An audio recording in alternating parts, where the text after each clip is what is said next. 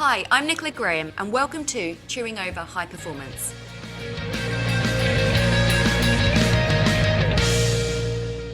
In this episode, I'll be exploring the question, who is the customer in healthcare, with Angela Shott, an expert physiotherapist and clinical services lead. But first, thanks to our sponsor, Nucal. Nucal is a comprehensive practice management system for allied health practices and clinics, ranging from small to large, as well as multi-location. Nucal is designed to deliver both clinical and management perspectives, so practitioners, practice managers, and business owners can achieve their desired outcomes. Nucal understands the importance of performance and therefore looks to deliver these results for you. Nucal would like to offer the first 100 listeners an exclusive 25% discount on their data conversion and migration in 2024. Just visit nucal.com/promotions/MSK24 to start a free trial with the coupon code MSK24, and you'll receive 25% off your first data conversion and migration. Thank you, Nucal, for your support for the MSK industry. In this latest episode, I'm joined by Angela Shott, a specialist physiotherapist and clinical leader. Angela's career has seen her work at national MSK organisations, and she's currently heading up the clinical services at 10 Health and Fitness in London. Alongside her clinical qualification, she has undertaken leadership and management training, including an MBA. Angela and I met through membership of the MSKPN, a trade organisation looking to drive quality standards in MSK.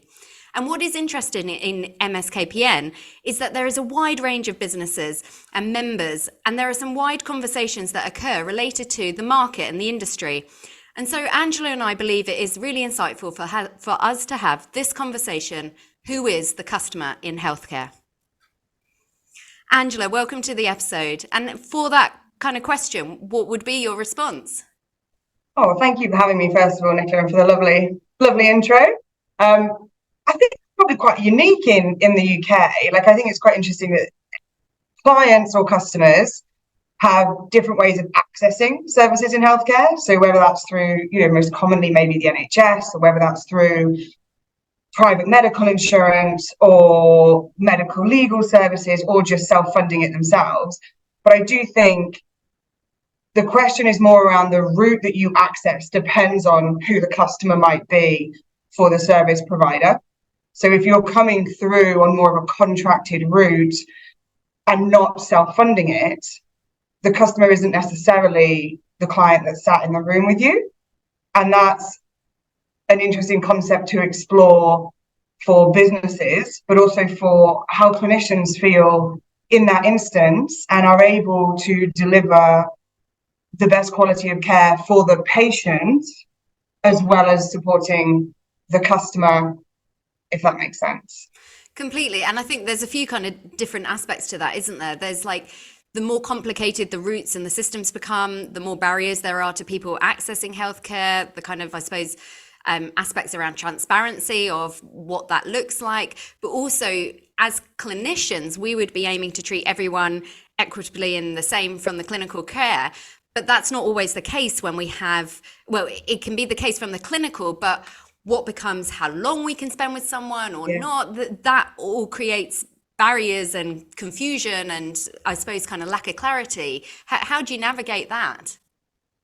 As a clinician or as a business? Let's start as a clinician and then we can bring in the kind of the business commercial and what that starts to look like as well.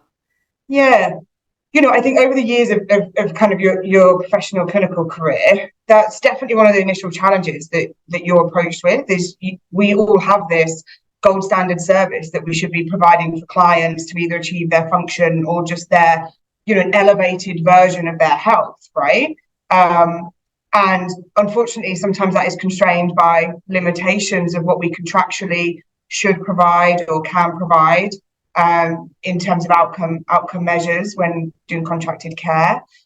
I think the main way that I feel clinicians navigate that is by putting as much as they can into the clinical time that they spend, sometimes to the detriment of them as an individual. And that could be down to people having to take work home, write notes outside of clinic as such, or do reports outside of clinic, to make sure that they always feel like they're giving that client 100%, 110%. And that's because we're empathetic creatures. Now, I don't think that should always be the way. I feel like there should be some transparency and ability to be transparent with clients as to where our constraints might lie, how they can have a choice to navigate those constraints if they want to, and what that means in terms of their care and the ability that we can provide. And as you grow more through your career with your experience, I think you learn to still deliver an incredibly high quality aspect of care, but that isn't just measured by what you physically do with that client. That is measured by everything, from your client interaction and treatment prescription, to your communication, to your, legal obligation of notes, or your external reports to consultants or other providers, so that the client is actually getting their most kind of informed and individualized amount of care within the constraints that you're allowed to work towards. Yeah, I think that, there's so much aspects to it that we have to think about, not just sometimes that clinical interaction that happens in that half hour or hour appointment, but that whole experience that someone gets. And I suppose both of our careers, I think, have majoritively sat in the commercial and like independent private sectors. However, obviously, and the bit that, seeing as we don't both work in the NHS at the moment, but it's probably worth highlighting, is that regardless of what business model or setting you work in, there will be constraints on how you deliver your practice. The same within public health systems and within private practice. So this isn't like a topic solely around, in some respects, private health insurance, because all services will be delivered in a way, in a setting, and there will be constraints to how that delivers. I suppose personally for me, my feeling why I went into private is that it gave me a bit more flexibility and autonomy in how I wanted to deliver it. Hey, I don't think I've ever actually asked you, have you worked in NHS and public health systems, or did you go straight from... I've always worked in the private sector, but I've delivered a significant amount of NHS contracts. So what I was going to actually say is I would still think that NHS contracting is probably the most common touch point for all clinicians, whether they work, in a solely private practice, whether they work in a practice that does some contracting for either government, NHS, or private medical insurance, or whether they work in the NHS themselves, because there's such a high proportion of it that is, contracted or kind of delivered in a spectrum. So they might be doing the FCP or the APP pathway, but then still working, in a GP practice, but then still working for a private provider delivering that service. So I've definitely delivered a large amount, and I actually think that's probably considered, one of the most common contractors across all different markets for physiotherapy. Yeah, and I think that's the bit that possibly, if you're delivering that clinical service, that you may not have a complete handling or knowledge on, where we talk about B2B and B2C kind of markets. Is it worth us probably just explaining that to listeners in case those aren't kind of even common terms? How do you understand them? Yeah, I think the way I'd work that in healthcare is what we've already sort of started to touch on, where your B2B is your business to business. So it's almost your contractile work. So if I'm a physiotherapy provider, but I have a contract with maybe my local council to provide maybe disability assessments, or with the NHS to provide services for their clients, or with, a PMI provider, although the person that is walking into my clinic is a patient, my client is actually in that contracted relationship. So my client would actually be my PMI provider or the NHS or the government, whereas the person walking through the door and being treated by me is the patient. And if we were to then look at the opposite of that, a B2C, a business to consumer service, that's where you're providing that directly to the individual. So that would most commonly be clients that are walking off the street and self-funding their care with you. They're not coming in under any other wider or mass contracted service. Yeah, and as we've alluded to, there's kind of differences within those from, I suppose, a business model perspective. But how do you... having worked and been a leader in quite large teams and that, do you have those kind of conversations with your physios and your clinical team as to who is the client, and how does that communication or process or system kind of differ? Yeah, I think you have to, because with any of those B2B contracts, you're going to have signed, contractile key performance indicators. So you're going to have signed, we will do this service for maybe X fee. And within that, we will aim to work towards maybe an average number of sessions, most commonly an average improvement around a certain time frame or number of sessions. And this totally depends on the service that you're providing and who you're providing it for. If you don't make that aware to the clinician who's providing the service, there's a challenge that you could fault. You could falter on what you've signed and legally agreed to provide. And if I manage a team of 30, clinicians, and we have to deliver an average session of maybe 5 for a standard treatment of care, and they're delivering 15, I'm significantly under servicing my contract. So they need to be aware of that 100%.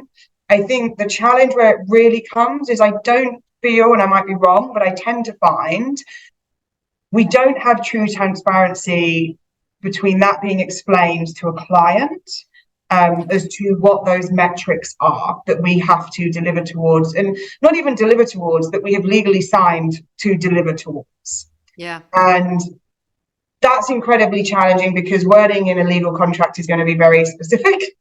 Yeah. Clients and not very patient or human-centered too. And not individualized. We can look at it very easily from an acute physiotherapy treatment journey could be 2 sessions. A chronic post-operative journey could be 25 sessions, because the people are going to be completely different. And I tend to find that working within the MSK community and speaking to other professionals and my own experience and our team's experience with clients, there's often very mixed messages that are delivered to clients in terms of what they are accessing through their contracted care. And that might be in the NHS setting through the media or other routes. Yeah. They might be in the PMI setting through maybe what their policies say versus how that matches to what the providers have been contracted to. And that's a really difficult line for businesses to understand how to navigate, because, like we said, how much is commercially sensitive? How much are we allowed to kind of, I'd have to probably reread our contract as to what it actually says from the point of view of that communication with, because I think we all have actually had experiences, whether right or wrong, where a PMI provider has said, have unlimited sessions, have 10 sessions, have 20 sessions kind of thing. But the communication that comes to us as an organization is, please keep your sessional average at X. So it's like, how do we navigate this?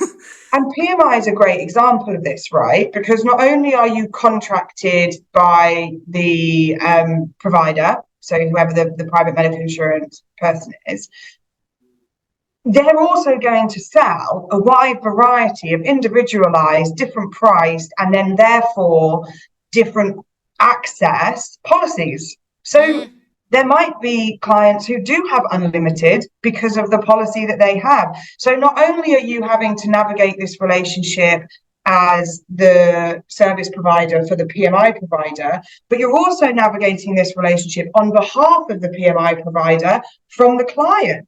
Because clients might be saying, well, actually, I've been told that I can get whatever I want out of my PMI insurance and they should just give it to me. And that might not be the policy that they have access to, or that might not be the service that they have access to. So you're kind of this middleman navigating this on behalf of everybody. And, we could do examples for this. I feel like I don't want people to take the narrative that it's just PMI. That's the same with the NHS. People will come into the NHS very much wanting maybe a certain quality of service or something that they might have read in the news or heard in the news. Examples of that is when acupuncture was rife, and it would almost be, well, I'm entitled to 6 sessions of this. And you're the person navigating that might not be the best route for you. And that's becoming even more apparent in FCP roles, where people come in, well, I want medication for this. Actually, maybe this is what we need to do for you. And you're that middleman for both sides of those clients, if you like.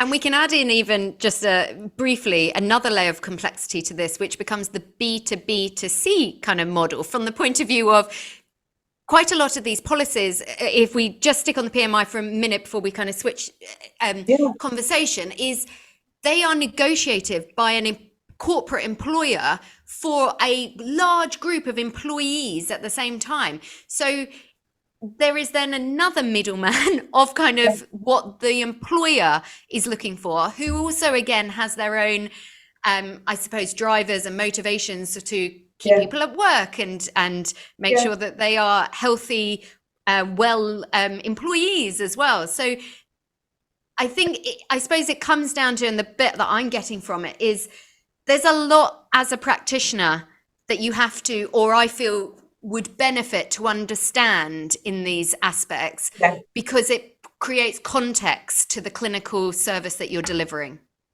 Yeah, I think there's a lot of ways that we could also improve some of these components, whether that's in service design, service delivery, or just transparency. Like, you know, meeting with people from different contractors, but what are you happy for us to say on your behalf to your clients that we are servicing? Because these are the challenges that it approaches with us. So where we know there are a lot of grey areas, but where are the boundaries of those grey areas, and how can we navigate those in a way that you appreciate is acceptable around that type of, you know, either KPI or whatever it might be? Because that's often the challenge, is there's a lot of process in these elements, and there's not necessarily those direct communication links, either from a clinical perspective or from a business perspective. So it's quite difficult for us to ever know where the lines in the sand lie. And therefore, you know, at some points we could be potentially underservicing a client because of the policy constraints, so going up to those levels, when actually the bigger picture of that wider entire contract, the provider might be happy for us to give that little bit extra, because it still comes out all in the wash. How can we have those conversations to understand that? How can we know how we're performing for that provider above and beyond just the specific KPIs, and sometimes even the specific KPIs, which we might not have visibility of? Yeah, and the other obviously massive stakeholder in this is the patient, the client kind of thing, and what their expectations are, and bringing it back to that kind of human patient-centered care from a clinical perspective. But also, if we are just thinking about it just from an organizational kind of management perspective, you also get people that come who have no idea what their policy is beforehand. They just know that they have private health insurance, but they don't know that there's an excess that they have to pay to the provider. They don't. So there is a degree of, I suppose, kind of, and I think this came out in one of the latest like independent health hospital publications, is that people are actually quite happy to access private healthcare, but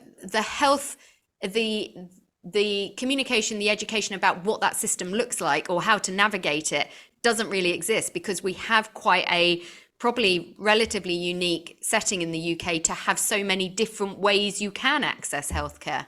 Yeah, and even more so when it gets outside of the physio remit, but get into the secondary care remit. So when you're then going into, you know, whether it's scanning or diagnostics or surgery, I think that the lack of linking up and clarity of the UK healthcare system becomes more and more obvious.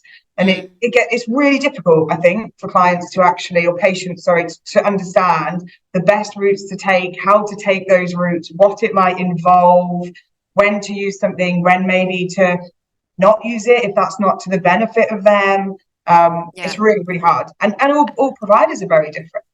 And we've noticed that even from the point of view of when new staff members join, or people are like, how do I refer to this? I'm like, well, you need to give me a bit more information. Well, how do I refer to it? And I was like, you need to tell me like how they're coming, what they're like condition, because there are so many options. It's not just a straightforward, here's the policy kind of thing, because it just differs nearly in each individual setting to some degree.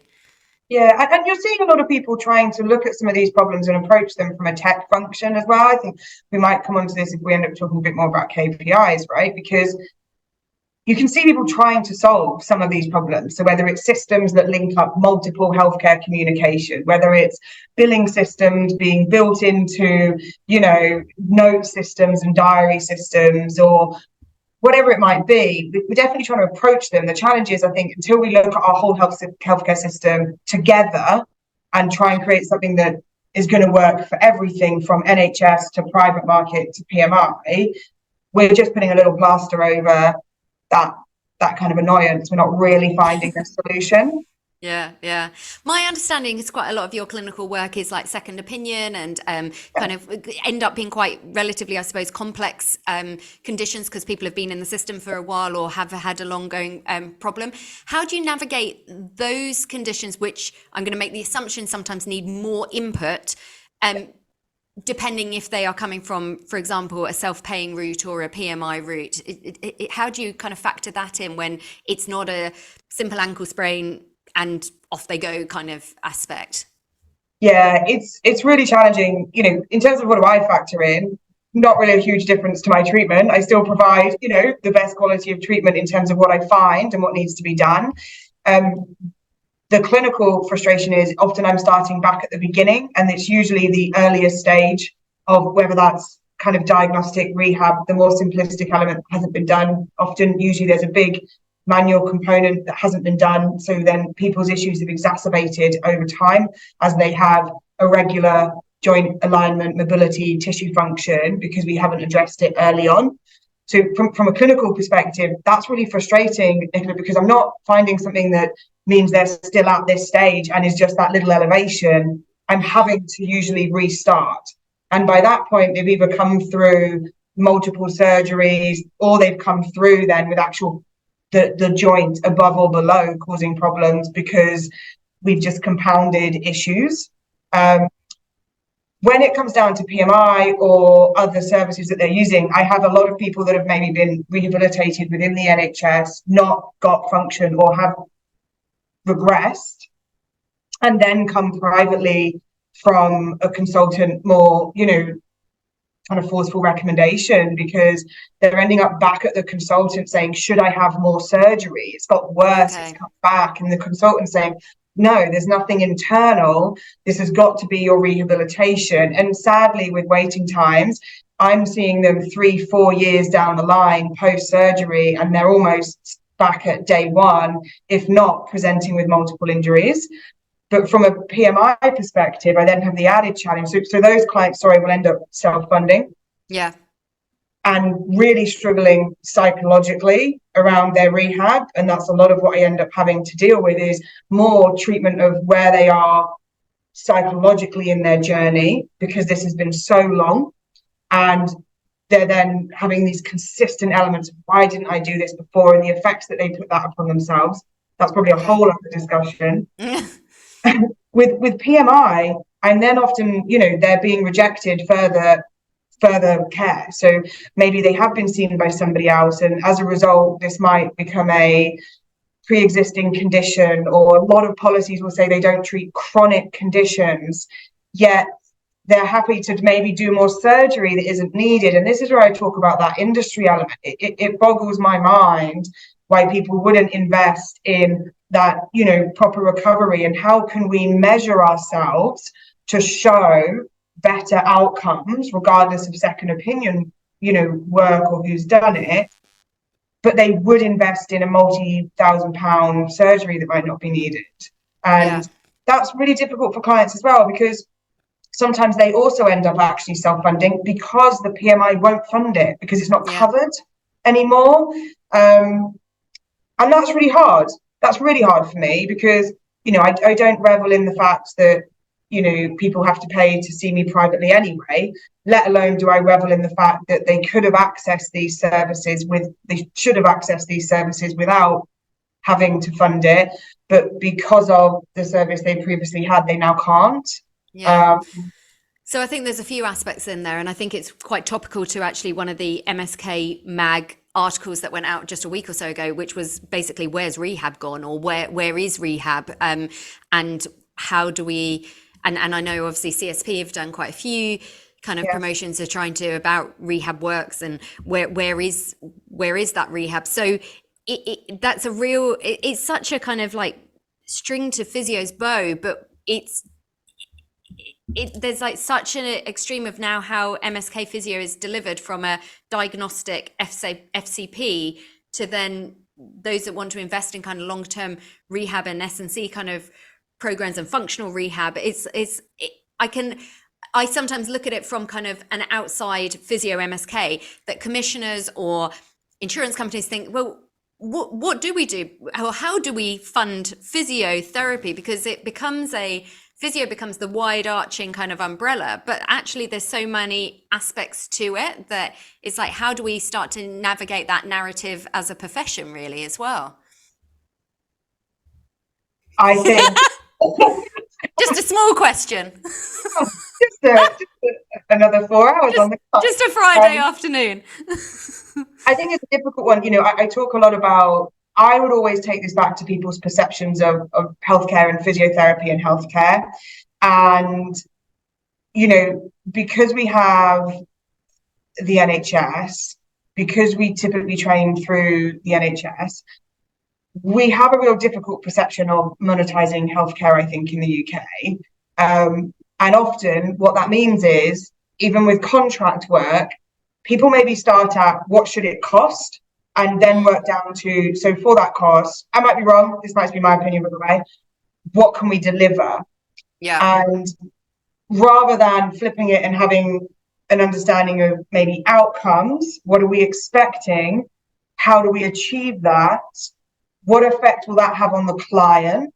But what effect will that have on, waiting list, further cost, further need for other services? Longer term investment, yeah. And what does this cost? And then how do we offset that? That's how I would approach that conversation. It's not what is the cost of physiotherapy, and if we're saying that the average session needs to move from 5 to 15 because they need that end stage rehab, and we need to stop accepting 60% improvement as better. That's not better. How do we transition that? I think we actually have to look at what should service be to achieve greater function, and then offset that cost on the other elements that people would not be accessing, whether that is surgery, medication, because they've lost function, they've then put on weight, they're then having issues with joint pain, stuff that we can probably categorically have evidence for now within how long our systems have been running in this way, or how long we have been delivering MSK services. Yeah. But I just think we look at cost of service as the main measure, and then what can you give me for that amount of money? Yeah, and that's it's a reverse engineering of it in some degree, but it also fits into the whole conversation that seems to be happening quite globally, actually, when I listen to conversations in America and Australia around value-based healthcare and what that starts to look at. So it probably quite nicely leads us onto that aspect around metrics and what outcomes from, let's say, a clinical, but also more of an organizational or experience point of view, what do you start to, what do you value as those outcomes, or what become the most important ones for you? Yeah, I think it depends on the hat that you're sitting with, right? Because clinically, again, there's outcomes that will be measurable to the client. So I would argue that the biggest outcome that a client will care about is most predominantly pain, because most injured clients that are coming to us are in pain. If we're not talking about performance enhancement, we're talking about treatment of people who are struggling with conditions. Pain is their first measure, and then secondary function, and then thirdly maybe performance. Oh, well, now that I can do this, I want to do it quicker and better. Yeah. And whereas for clinicians, the challenge we have is pain is on a scale. We most commonly, people use a variety of different scales, but say a numerical one. I think it's really difficult for clients to often see a decrease or an increase. I feel most clients' minds, especially if they are chronic or second opinion, is either I have it or I don't have it. Okay. And as clinicians, I value other metrics that allow me to show progression and improvement away from a client's perception. Between that, you have pain and you don't have pain. Because post-operatively, or even second opinion-wise, chronicity-wise, they might always have a degree of pain. It might take me a year to completely get rid of that pain on everything. So jumping, running, climbing trees. I need to be able to show progressive improvement across all that time. And that's where I think we look at things like some of the more tech stuff that is coming in. So whether that's being able to show asymmetries or power or add value and numerical data to the eyes that we have, and the ability for us to say, oh, look, see, because what I can see is you have a deconditioning of this, or do you know what I mean? You're struggling with your chain. Look at these numbers and these tests that show us that. But also look that in the last 4 weeks, you've increased your power by 70%. Yeah. I've had some great conversations with Dom, one of our physios, about what Vowed technology has done for him is created a much clearer process and milestones in his head than for his rehab process. He had it, but he couldn't objectify it. And now to also relate that to like normative data across age categories or genders, he's finding like, for example, there was someone the other day and it was like suddenly that quad hamstring ratio had a real context because it was, while they actually didn't have a large asymmetry within the normative data of what their hamstring or their posterior chain strength should be, they were way off. And so it really does create metrics. It creates context and insights that that we just didn't have as practitioners. I think it's great. It helps you manage that client, and also not just manage them in terms of timeframes and expectations. And instead of you're here with your normative data, it allows you to celebrate their success, for them to understand the outcomes of the effort that they are putting in above and beyond pain. And you'll see this if you treat people for a long period of time. I find this where they'll come in and it might be a really awful degenerative knee that's only been told they can have surgery. I think of a client who is, got young kids. Do you know what I mean? That's incredibly disruptive to that environment. They come in, they maybe have absolutely no, muscle kind of bulk, if you like, because of the years of pain and degeneration they've had. Completely transform their function. They can't walk without pain, sitting down, they're using their hands, they're in discomfort all the time, standing, sitting. You transform all of that. They're then skiing, they're running around with their kids all the time. They still have pain because they have a severe degenerative knee, but it is a fraction of what it is interruption-wise their function. And we can see that as clinicians, because I'm like, how can you see that? But it's taken them such a long period of time with such small little increments to get to there that they will still come in and go, is it better? And I'm like, that's a whole different thing. And you're doing, what you're lifting in the gym, activities that you're doing that you previously were not able to do. You're skiing 4 times in the ski season. Like, when was the last time you did that? And I do think things like, we mentioned Vowed, but your objective technical data really allows you to cement that with a number. Because if you'd measured that person at the beginning of their journey, and they then increase their muscle bulk and therefore their power, their asymmetry, their stability, their control by massive leaps, it takes away that question. Then it allows us to step into an area where we explain to people around prevention and longevity. So you're younger, you've got that ability to build function. When you start going into those later years of life, you need to do this to maintain. So don't a quality of life. Function. Yeah, exactly. And then you start completely changing how that metric works, and your support and your quality of service for a client's life is phenomenally different than just managing an injury when it happens, or an injury when they don't have range. You're going above and beyond that care component.